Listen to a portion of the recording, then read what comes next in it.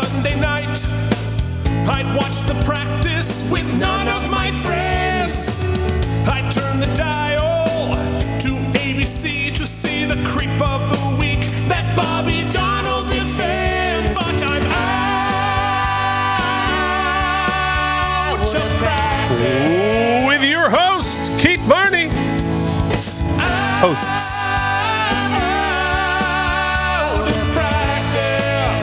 And I'm gonna eat a salad, Mike and Deglio. Way back in high school, most every night, my mom watched QVC, so I missed the practice. There was no TiVo, what could I do? Wait 15 years, get fat, then stream it on Hulu. Out of practice. A little preview for other show. We might be talking about this figure coming up soon. Can't wait. We got another one up here. We got action figures all around.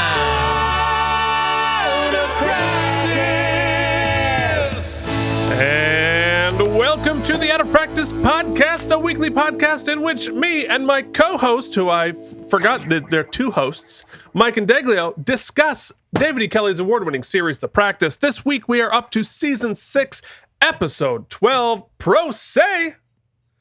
How's it going, Mike? Pro say, can you see? That is terrible. Keith, gotta tell you, rough couple days, quick insight, and also some big news. You'll recall, there was a global pandemic and we were freaking out. I do remember that, yeah. A year ago on the podcast, we were like, what are we gonna do? A year, a little bit changed later. You'll recall not but a month or two ago, Jen and I went to a baseball game in the pods, masks. Yeah. It was like my first real thing out. Well, on Saturday, I went to another baseball game. This time there were 19,000 fans in attendance. Mm-hmm. Halfway through the drive there with my pal Ryan, who I went with, I realized I forgot my mask. Citizens Bank Park, get there. I figured they'll probably have masks. Weren't even needing them. They said, are you vaccinated? I said, yes. They let us in. 19,000 people. I had no mask. I was getting food. It was as normal as I probably definitely have been. It felt okay. It was weird at first. Got through it. Next day, got a tetanus shot, and I got it was 95 degrees. Yeah. I got us on the first base side, and we were baked in the sun the whole day. There was no shade. So I had a rough yesterday, but that's my update. Yeah. Well, it is super hot here. So hot. I was telling you before, I'm going to be on the mic for about 3 hours today, but I'm not exactly that thrilled about it, but I will be in the basement, which is the coldest part of the house, so I am grateful for that. And it's funny you mentioned like the mask thing, because we are, June 7th today, and as we've talked about before, if you're fully vaccinated, the mask mandate is off, and it's now off also in New Jersey and stores. And we went to Costco earlier this week, and we still wore our mask just because why not, I guess? Yeah. And it was like 80% of the people in Costco were still wearing their masks. And it's, and it's silly because if you trust the science one way, you got to trust the science the other way. Yeah. Right. And my brother, who's a virologist, has made it clear that I think we should be trusting it. We're right in the middle of the greatest vaccine trial in human history, the largest vaccine trial in human history. Instead of like 10,000 things that you're testing, there's 100 million cases here, so that they can be pretty confident in what they're saying, and that makes perfect sense. That said, I'm not exactly sure when I'm going to be comfortable the first time, like walking into a place without a mask indoors. But it's coming. Like, there's no, at this point, being fully vaccinated, there's not much reason not to, other than just emotionally just wanting to, I don't know. Like, I feel like I want to be setting an example for people who aren't vaccinated yet. But if you aren't vaccinated, what's wrong with you? Get your vaccine. Yeah. But I mean, you also have to I think you have to give yourself some grace, and I think you have to recognize that some of the world isn't waiting, right? So I got a call from the tribute group I work with. They've got dates, so they're having a rehearsal. Schmoys? Yeah, they have a rehearsal in Thursday. So Thursday's gonna be the first day I got to go back into the city. So that'll be my first time back in the city. And then on Friday, interesting. I'm soft. I'll use the word auditioning, but I'm meeting with another Sergei Moyes tribute act based out of Pennsylvania because they got a ton of dates this summer, and their Frankie Valli just dropped out, and they. Oh, nice. So it just kind of. I mean, is not met. for him, obviously, but yes, that'd be great. And I'm like, I guess I'm going to have to go sing a bunch of outdoor concerts this year with old people, and it's just going to have to happen, right? Got to make that money. So, well, I mean, that you're doing everything that you can by being vaccinated, right? You know, so the data says you're not going to get it, and you're not going to give it to anybody else, or you know, all of which are very unlikely. Or if you do get it, it's going to be nothing. Point being, you are doing everything that you possibly can. And I guess like that has been our obligation from day one, for more than a year and so on. Like all we can do is the best we can, do all that we can. And, you know, if we're vaccinated at this point, you have. And, I can't conceive of why people aren't doing it and why, why we're not at 80% now. Because we have the capacity to do it. The problem now is just reluctance. And anyway, that's so interesting. I think it will be we're all sort of headed back soon. I'll have to be heading back into the city relatively soon for a meeting too. But I went once, and that was dicey. And I was nervous about it. It was fine, but I will be going back soon. But you know who won't be getting on the train into the city? Our four-legged friends in a segment we call... We have tried for years to make this podcast a success. We failed. It's time to give the world what it wants. Meow, meow. Hot cat content. Meow, meow. Hot cat content. Meow, meow. Hot cat content. Oh, where'd it So go? I don't... go ahead. I'm disappointed in myself only because I didn't give you this. Oh no, that's not it. Well, there it is. Well, it blew up to the. Oh, they're all playing. It's every single segment. That's what I was looking for. Just that cat. If you're not watching on YouTube, you just missed an explosion of every single overlay that Mike does during an episode all at once. So I don't have a huge update on Charlie today. Charlie's doing fine. He's enjoying the hot days, and by enjoying, I mean sleeping for 14 hours waking time. But last night at like 2:00 in the morning, like I got up to get some water, and I hear him sprinting back and forth on our first floor. Just no one else is there. It's pitch black, middle of the night, and he's just That's the Zooms, man. The sprinting Zooms. back and forth. It's so funny. And yet when we try to get him to play, he's like, he wants to chase the little bird on the stick, but he doesn't want to engage his back legs.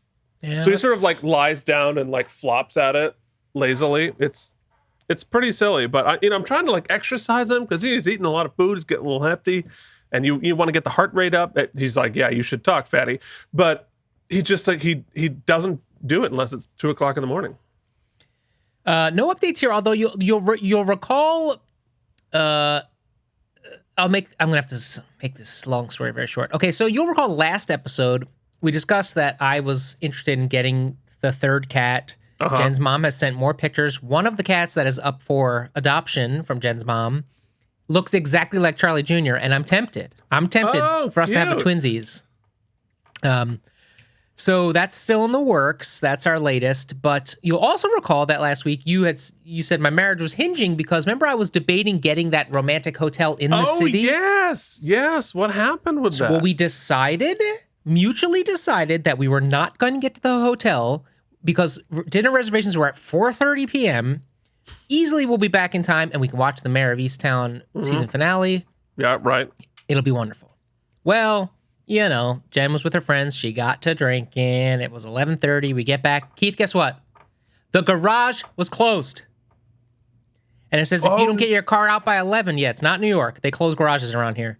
If you're not out by 11, you have to stay till 7 a.m. when someone can get you. In Philly. Oh, shit. So I was like, well, we should have got the hotel.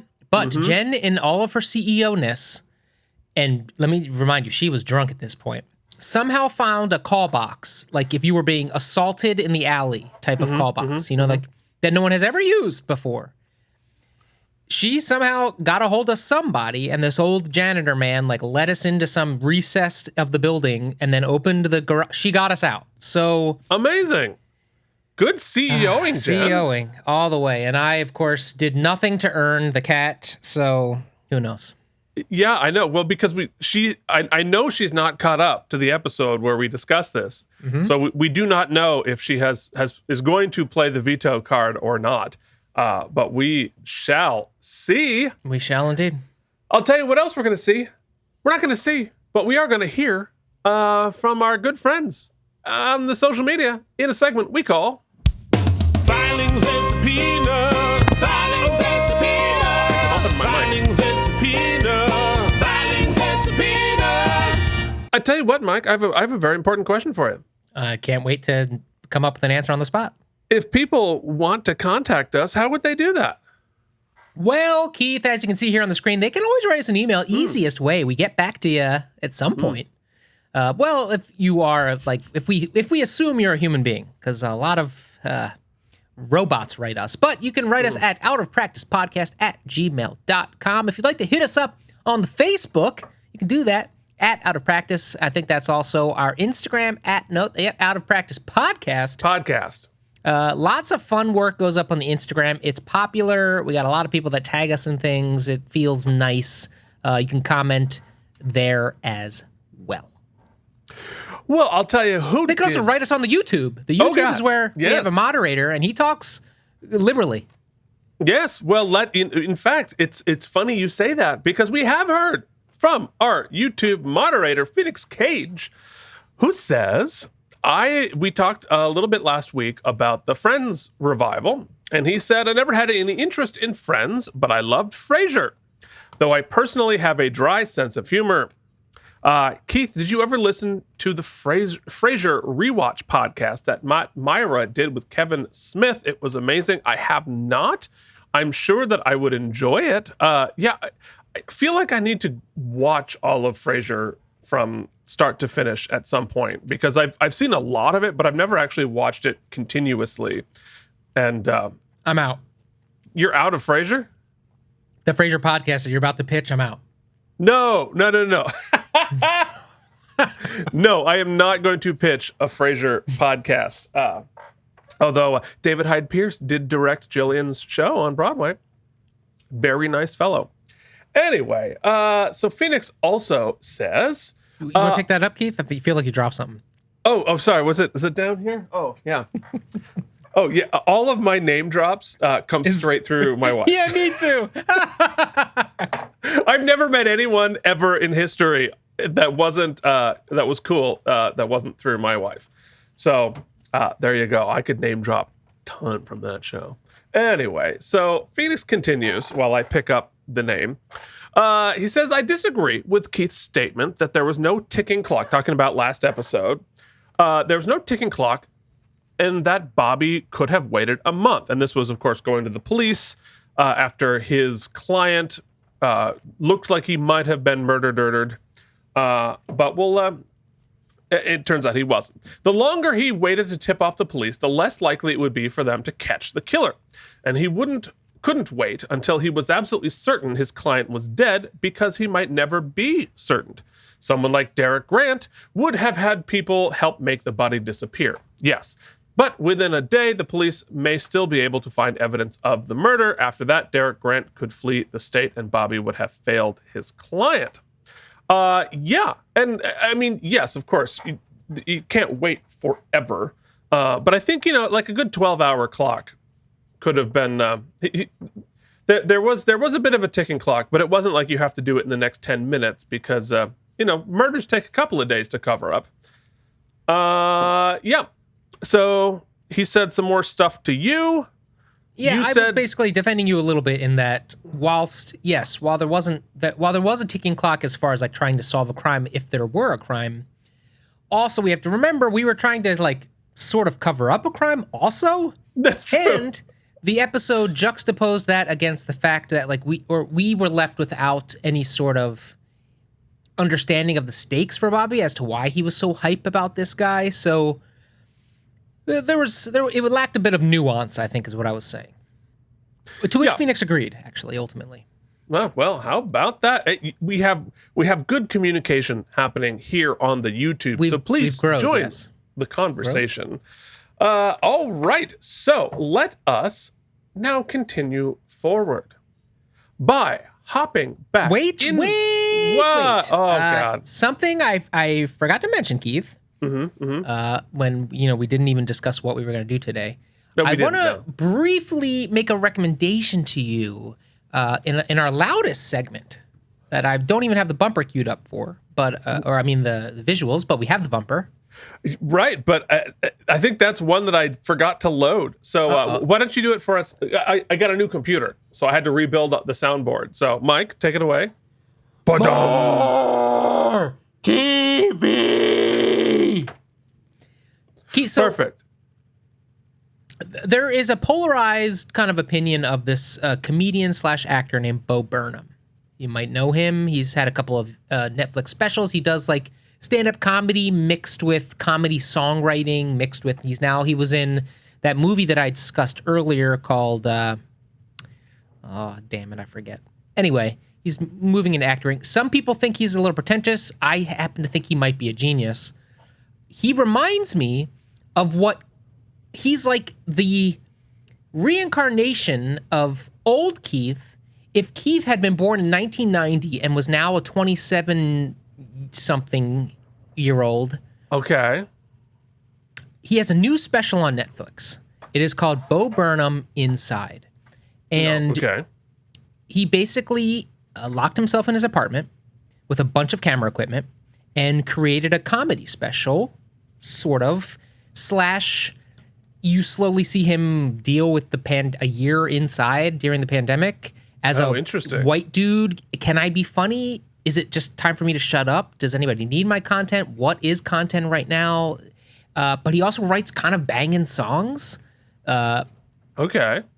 And it is fascinating. If nothing else, it is like a perfect encapsulation of like what this year has been for creators. Yeah. And also like how a creative mind works. You have to watch it. You have to watch it just because I think you share a lot of your brain works very similarly to this dude in some ways. I look at both of your sort of genius in different ways. Except that I'm old. Ways. That was except you're old. In the one distinction you made was that the only difference, we're both pompous, but the one distinction you made is that he's also very attractive, Keith. He is very attractive. He's tall and attractive. But I walked into that one. There are similarities into your creative processes and brain, and I think everyone should watch it. It's a high recommend, but you specifically, I want to recommend it too. So that's Bo Burnham's Inside. That's plus there's Mary V. Now there's other stuff. We'll do a whole segment, more TV, but I wanted to point that out because it made me think of you last night. Let's move on to what you were saying. Interesting. All right. Well, I will check it out, and maybe we'll do a more TV next week, and I will discuss it with you. Fun. Love it. All right. But now we are not going to go into the future and talk about the thing we're going to do later. We're going to hop into the time machine and go to the past. The past. So we're going to go all the way back to February 10th, the year 2002. And answer everyone's burning question. What was going on? This day in the basement.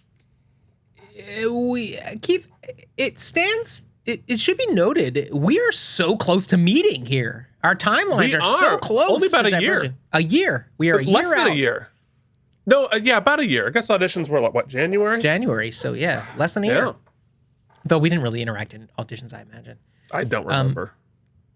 That was a long time ago, Mike. My college experience actually is wrapping up a little bit. Oh no, February, March, April. So I would have graduated. It was a 1-year program, AMDA was? Well, it was like a 2-year, but I like combined them together. Like I went through this summer. So I finished, I guess, the summer of 2003. Okay. So yeah. Yeah, so it'll be, I got a year to go. Anyway, not a lot. Getting comfortable in New York City. I finally move into an apartment now in Harlem. I believe around this period, the first time we could switch apartments, I moved into an apartment in Harlem with my buddy Jason and my girlfriend at the time. I won't drop her name. And that's that. Moving to Harlem was a adjustment. My first apartment was in the Upper West Side of New York, and I thought I was slumming it because my apartment was small. On the Upper West Side? Yeah. I had an awakening, quite an awakening when I moved. But that was the last time I would ever live in Manhattan. I would then thus move to the boroughs after this. So my Harlem apartment, which I had for a couple of years, was huge. $1,500 a month, 3-bedroom, eating kitchen. They're huge. big up there. Yeah, it was a 127 in St. Nicholas. I could spit on the Apollo Theater. It was a great time in life, man. It was a great time in life. Anyway, what were you doing over there, freezing your little nuts off in Rochester? Wow. Hey, Keith's mom. Yeah, right. Well, I was doing a couple of things. I'll just do some news and notes. I did why my microphone, the cable is wonky today. I apologize to everybody listening. So I did at this point somebody's organ recital where I sang from Phantom of the Opera. Okay. Which was really fun. Interesting. That would have that's a good show for me. But I never when I was skinny, I never went out for the skinny parts, and I'm not quite fat enough for the fat parts. I went in for the cover of The Fat Guy once, and I feel like I bombed it. So I should do that again. Anyway, so I did that. I was also checking the emails, and I ordered from the BMG Music Club. Remember that? Oh, yeah, sure do. 12 CDs for a penny. Yes, and I bought R. Vaughan Williams' On Wenlock Edge CD, which to be fair, because my senior recital was coming up, I did On Wenlock Edge as part of my senior recital. Preparation. There will be a clip. It's not good. I wasn't. My senior recital went better than my junior one, but I still didn't sound good. Wasn't good. But future, just so they hold my feet to the fire, I do have the VHS of part of my senior showcase. Yay! Closing Doors, it was called. I have the VHS and I have the VHS converter, so I have to do it. That'll be coming up, next the end of this season. So how exciting! I love that. Not exciting. Now, I have audio of my senior recital. I think a VHS exists, but I don't want to experience that at all. But I'm sure I'll have a picture and some audio for that. The other thing I was doing, it was our senior show, which was sort of our senior comedy thing that we did at Eastman, which, comedy at Eastman was a little different than I imagined the senior show at like Rutgers would be. Mm-hmm. But my contribution was creating a 15-minute piece of Eastman Opera Theater presents Grease. So I had my friend Chappell, who was also my accompanist. He arranged it into like a string quartet sort of a deal. That's cool. And then so we put on tuxes and we did it like Eastman Opera would do it. So it's summer lovin', have me a blast. It was pretty funny. Nobody got it except for me, but I enjoyed it. So that's what I was doing there. And so I think it's time to zoom out in the time machine and talk about... It's time for the Out of Practice Podcast's This Day in the World. The greatest hits, the biggest movies, headlines from Vermont, essential sports updates, and for some inexplicable reason, the weather from 20 years ago. Now back to Keith and Mike. Well, folks, we were listening to You Got It Bad, performed by Usher again. The local paper talked about the U.S. winning 2 silver medals because this was the 2002 Winter Olympics in Salt Lake City, the Mitt Romney Olympics. So that was what was going on, which is also why the practice was off for a few weeks.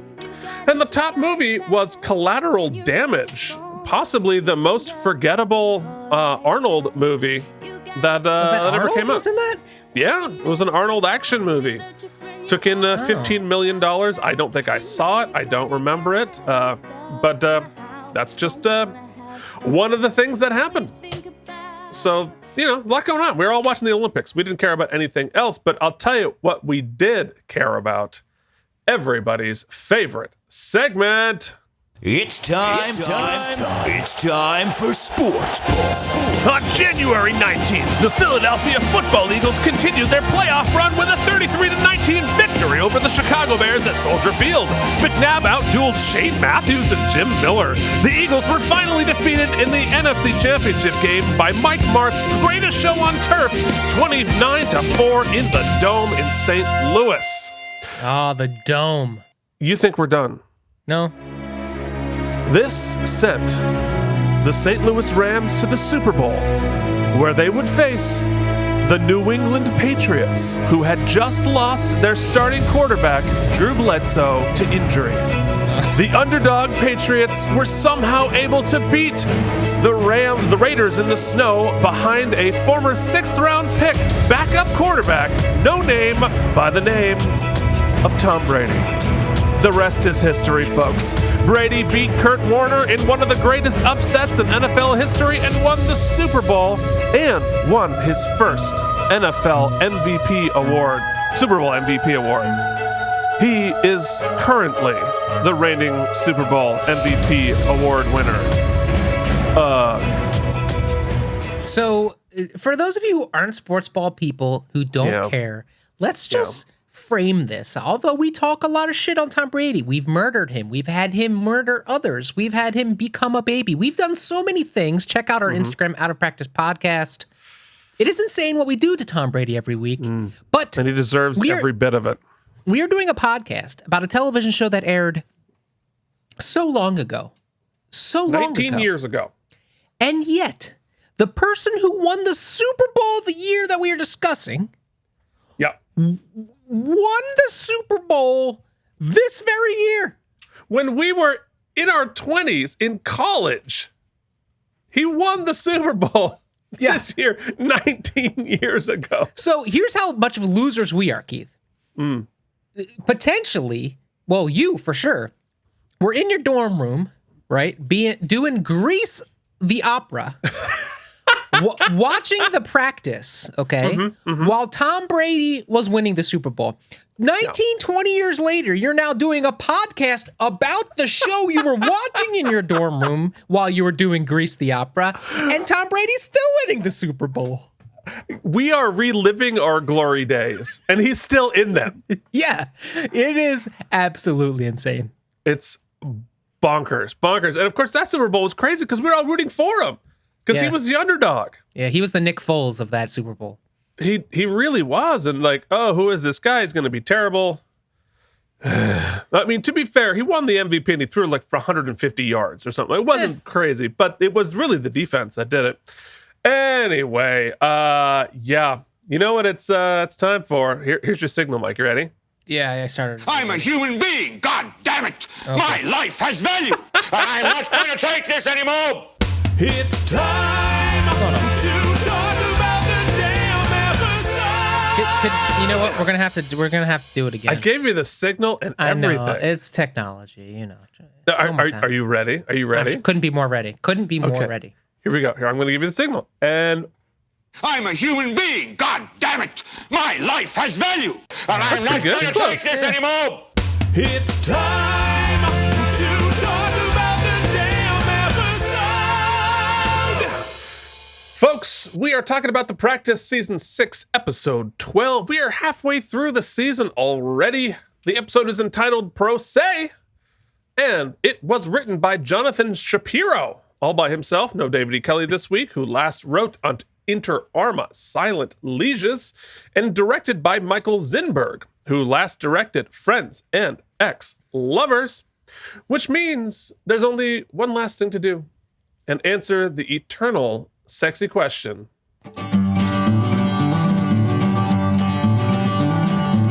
What is that supposed to mean? What's your problem? Is this what happens to women when you insert your penis? What? What? What does Mike think's gonna happen? You know, what if he would have drank the curdled milk? Then what would have happened? It's a good question, Jimmy. It's a good question.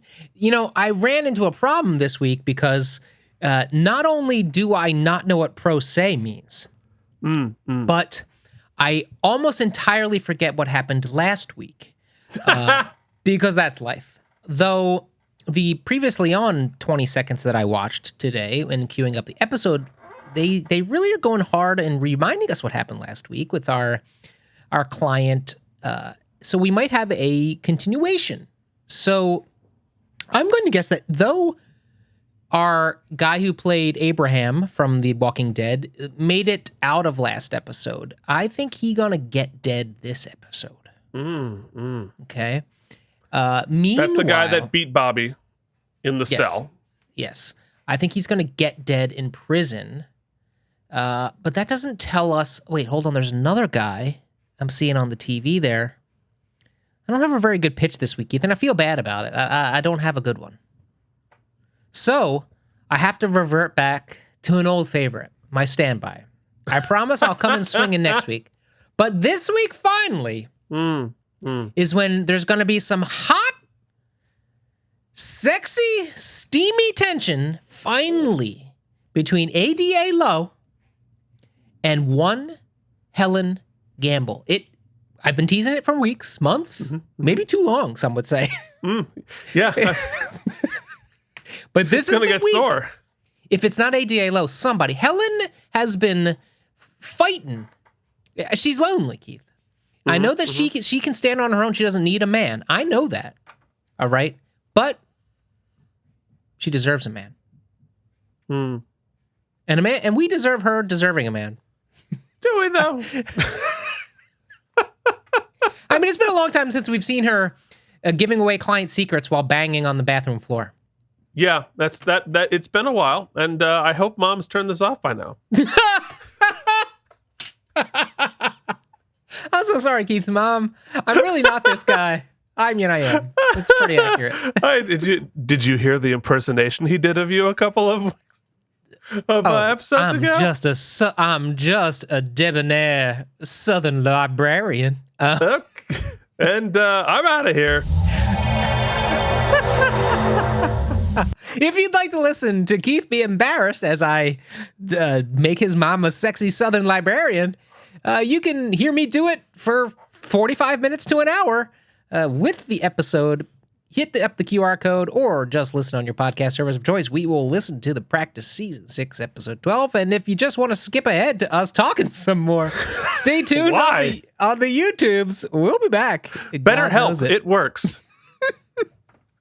And we are back, baby. Wow, that was exciting.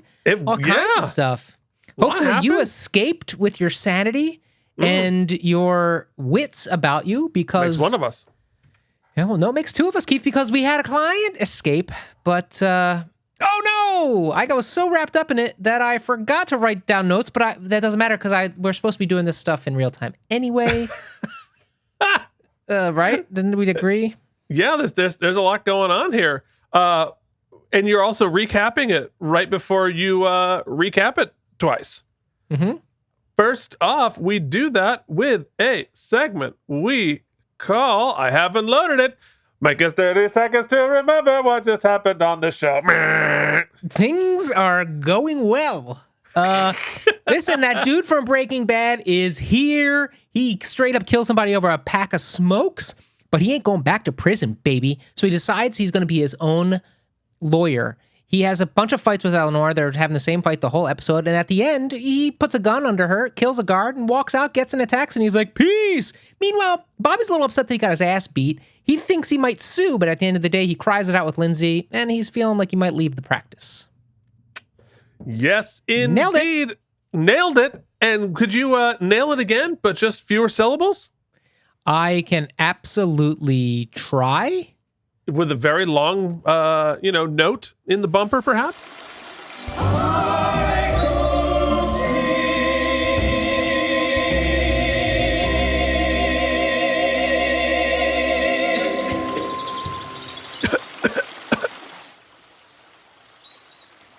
Where's my camera?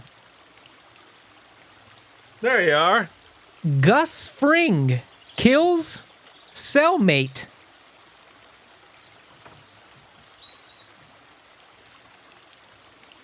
Uh-oh.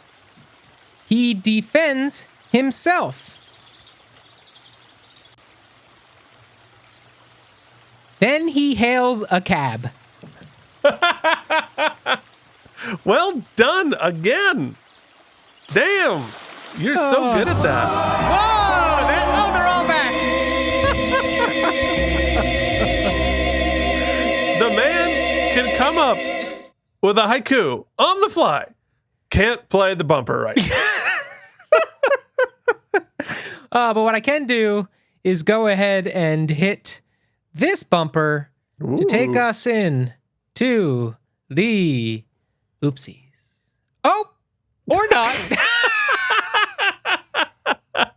You know what? You've heard it a lot of times. You're probably sick of it. This week, It's time for the OOPSY Awards at the end of every Out of Practice podcast. They keep talking, whether you want them to or not. Yeah, You know there what? Let's alternate. Let's alternate this week. I'll start. All right. You sing. You started off, Keith, with a little segment we call "Warm Up Those Pipes." We call Most valuable lawyer.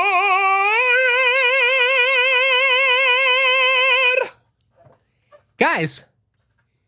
He got himself off. First of all, he did the murder. He got himself off, and then he did another murder. Put on a sweet ass suit, cut his own hair, and just fucking walked out like Andy Dufresne and got in a cab. I think the most valuable lawyer for himself, and to prove a point to that liberal ass court, is none other than Gus Fring, aka Giancarlo, aka Ray McMurphy. Ray McMurphy. Yeah. No, I think, no, obviously it's Ray McMurphy. You crushed it. You killed it, I would even say. Like, honestly, like, he was, this character is so fascinating because he is so smart and so clever and so resourceful. You wonder why he ended up in prison in the first place. Like, I feel like got a that good head on his character, shoulders. if he wanted to kill somebody, he could get away with it, right? And he did that despite the constant badgering of Ellenor to give it up, and ADA Low being like, you're wasting everybody's time. Yeah. He even All conjured right. that he was able to like call in a favor from some crazy ass MNFer to like give a really compelling fake perjurous testimony. Right, which you even knew was fake, but again, reasonable doubt. You have to be certain that it's not real. All right. Well, it seems pretty obvious to me. All right. Well, you know what we're certain about. Have you stretched, Mike? All right, is this get one ready. mine? Yeah. I'm excited to hear Mike's rendition. Here we go. What's the first lyric? Already Wait, famous. no, yeah. Already famous cause you've been on TV, getting a paycheck. Something about your IMDb. Way to go. It's your best guest actor. Best guest actor. Wait, so high. Best guest actor on the episode. Chicka-ca. What is happening? I think you're in the right key too. Oh wait, wrong one. No. Already famous cause you've been. Yeah, pretty close. it's not bad. Yeah. So, I love me some Rene Auberjonois. But once again, I feel like a lot of sweeping happening. I think he not only stole the show, He didn't need to chew the scenery because he was the scenery. I feel like Giancarlo, once again, he gave me a different accent. He gave me some different choices. He gave me some sweet, sweet hair. He gave me those snaps of anger where you can tell, wait, he is the bad guy, but he also was played the scenes that he, as a murderer, probably doesn't earn my compassion, but gets that compassion for this being in prison and being afraid and realizing that maybe his life could have gone a different way. He could have been a lawyer, maybe. He loved being in front of the jury. I mean, you saw so many different colors. Here it's like Simone Biles on the trampoline. That's not what she does. On the trampoline. On the apparatus, right? Like makes it look easy. Makes it look easy, but it's not easy. I think Giancarlo takes the oopsie, jumps in a cab, and runs away with it. Yeah, no question. He just terrific work the entire episode through. And speaking of his hair, I have a conspiracy theory. You're gonna have to do the bumper for me. Dum dum dum dum dum dum dum dum. Conspiracy theory. Perfect. We actually have these loaded, but it's kind of fun to do them on the fly. They make a big thing about him cutting his hair with the scissors and this, that, the other thing. But I think two things. One, he was not wearing a wig with his longer hair, which frequently you will be wearing a wig on TV, especially if you're going to cut it later. He was not wearing a wig, and he told them, no, you can't cut my hair, because if you actually look at him after he supposedly cut it, he basically just pulled it back. He styled it and pulled it back, but it actually wasn't any shorter, which I'm sure was quite the production meeting, because the whole point is he cuts his hair, and the way they intended it, it would have gone in with super short hair or whatever. But I think he was like, no, you can't cut my hair. So they came up. Do you know who I am? Do you know who I'm gonna be? So I imagine after that production meeting, they're like, hair guy, what can you do to make it look really different? And it looked different enough, I thought. I thought it covered those bases. No, I thought it really did. But just looking at it more carefully, because it was such a plot point. The scissors was like a big part of the plot. Anyway, so congratulations, Giancarlo Esposito, with your Best Guest Actor. Now it's time. Dum dum dum. You killed your podiatrist but blew the case, but you let a single tear run down your face. You're the best actor on the show. I do declare, I just love that Cameron Manheim. She's so good. Actually, Cameron just gives a great performance here. So does Dylan, though. I don't want to discount Dylan because he had to go through it. You don't usually get to see Dylan in these. Well, we do. We do see him kind of play this, like, I'm sad, I'm broken, fix me. But actually, you know what? He was really compelling. Ellenor was great. I mean, she's always so good. Cameron's so good. She was incredulous. She was then had to be... Her getting walked out by the client at the end was like really great acting, because she made some interesting choices. She could have played it scared, right? Or upset or like freaked out, but she knew this guy. I think she felt confident that he didn't want to hurt her, that he was just, I think she knew all along as they started walking out that he was going to get away. And she sort of had this like, I knew it.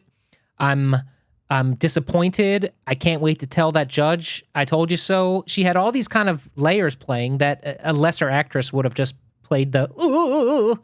So I think that Cameron, though she has been lauded on the podcast so many times, has won every oopsie to be won multiple times. I think she earned this one again.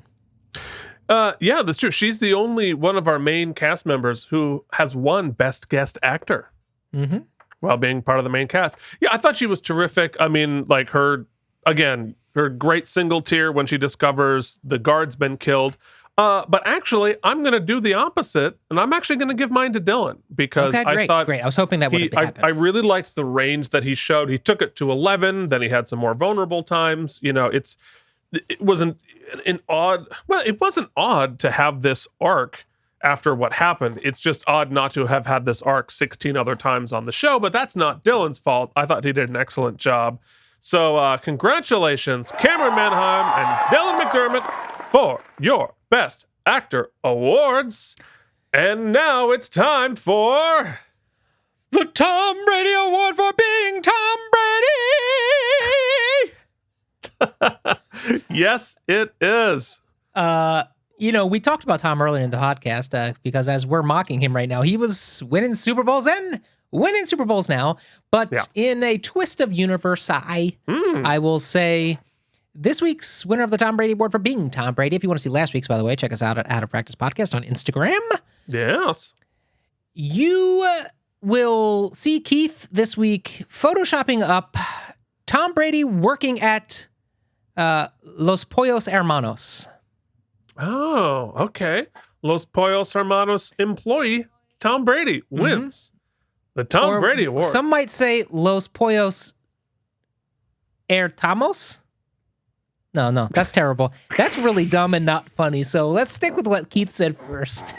No way, no. Los Pollos Hertamos Tom Brady wins the Tom Brady Award. Copyright Mike and Deglio 2021. Comedian? Well, congratulations, Los Pollos Hertamos. Dumb. Oh, I didn't think we could get any stupider. That was my fault. Ladies and gentlemen, it's time to announce how many spare tires this episode gets. So here's the thing, guys. You heard me lament last week, the week before, I think, maybe both, that like the twisty twist isn't always necessary. And it was the tropes were a little too much. But then they throw us amazing cast, check. Amazing guest star, check. Interesting case with very well-described stakes, a very well-defined challenge, and they put us on edge by not really knowing what we're rooting for, right? I'm putting the Bobby thing aside for a second. I'm talking about the A case. I like it because it's interesting. The dynamic between Ellenor and her client is interesting. Though we've seen the I'm going to defend myself before, the pro se before, if I'm not mistaken, last time it was a legendary litigator. You know what I mean? It was Raymond Dawes, wasn't it? Weren't we defending Raymond Dawes? Yeah, Raymond Dawes did represent himself, yeah. So this is a completely different circumstance where it's an actual perp, and we know pretty much 99.99% that he is guilty without any defense. He murdered... No, we know for sure. He murdered him for a pack of cigarettes, even though he put the hypothetical in there. So all the table is set for an interesting, and you're wondering how it's going to come out. Now, midway through, I felt pretty confident the whole way through that he was going to be acquitted because it seemed to be that was the point, right? Right. That was the journey we were on. Yeah. And in this case, it wasn't a twisty twist, throw everything on its head. It was a twisty twist that completely, I thought, was justified by what this guy's whole impetus was. His whole reason for this whole thing was to get out of prison for as long as humanly possible. And I mean, I guess some would ask, why not just do the escape bit sooner? If that's his end game, why not just like get it over with sooner? But I think this is perfectly thought out, right? He made it look like he was going through all the motions. Then he gets to put on the suit at the end. It seemed reasoned. And, the Bobby stuff, like we said, feels a little disjointed, but at the same time, it was executed fairly well. I thought, it's the PTSD seems to be realized, and regardless of all the other stuff that he's gone through, this kind of experience would absolutely in the real world cause that kind of trauma. And he's got like a really, I thought it was interesting that they were able to highlight that he's got all this support system that's really trying between Lindsay and everybody, really. Everybody was at the hospital. So, but yet he couldn't see it, right? And the fact that Rebecca, he's like, you're selfish. A lot of Bobby's kind of character flaws get pointed out, right? Yeah. And they were able to point them out because we've been speaking them. I believe I summarized it by saying Bobby is an asshole with a big flourish of a song. But the truth is they were able to call that out a little bit more delicately and give it some context and let us know that maybe it's the trauma that's causing Bobby to act erratically as of late. So I thought that it was a good way to sort of both capture what Bobby's been going through and also retcon a little bit of his erratic nature as of late. Mm-hmm. All of those things work for me. I have to say I really enjoyed the episode, and you can, like we've said before, you can plaster over a little bit of dings and dangs in the walls when you have like incredible actors on the show. I mean, we got Renee in this episode and we got Giancarlo. Yeah. Our cup runneth over, as well as our cast, which we love. So that all said, I'm bumping her up. Mike was jazzed about this episode. He's going 8.88 spare tires. Ooh. All 8s. Yes. Well, I mean, I'll work backward. I'll talk about Bobby first. Yeah, I think what you said there is exactly right. Like, this storyline makes sense based on what he went through. If you hadn't, if you started watching the series last week, you'd be like, yes, this makes perfect sense. This is sort of a realistic way to handle that.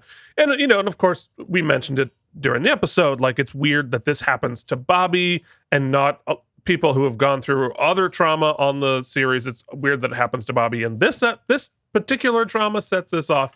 But that said, it's a good story. It's a relevant story. It was a story well told, and I think you're right, because it really, when we look back at this series and we look at the character of Bobby, I think there's a lot of questions about, like, what kind of guy is Bobby, really? Because what do we really know about him? He's really passionate. He works very hard. He fights hard for his clients.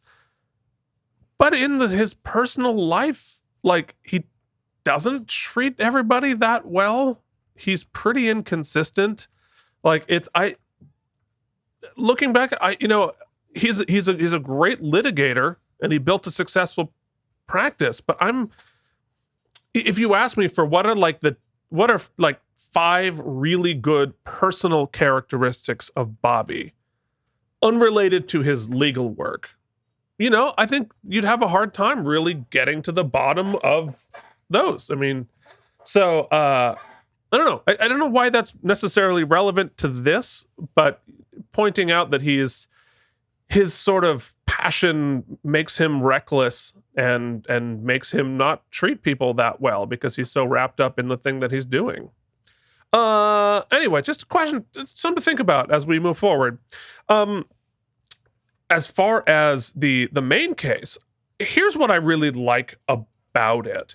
And what we said last week and what you said already, that we're getting tired of the twisty twist for the twist's sake. And I think maybe that's the wrong way to put it. We're tired of twists that feel tacked on and unearned. Mm-hmm. Yeah. Where this one felt earned. Like, the entire episode set up this whole situation in which a whole mess of sort of unbelievable, ridiculous things are made believable. A murderer represents himself and wins. Somehow they made that believable. That murderer killed another guy locked in a cell with the other person and wins. And we're like, yeah, okay, I sort of buy that. This guy's able to kill a guard and escape court without detection. Yeah, I kind of buy that too.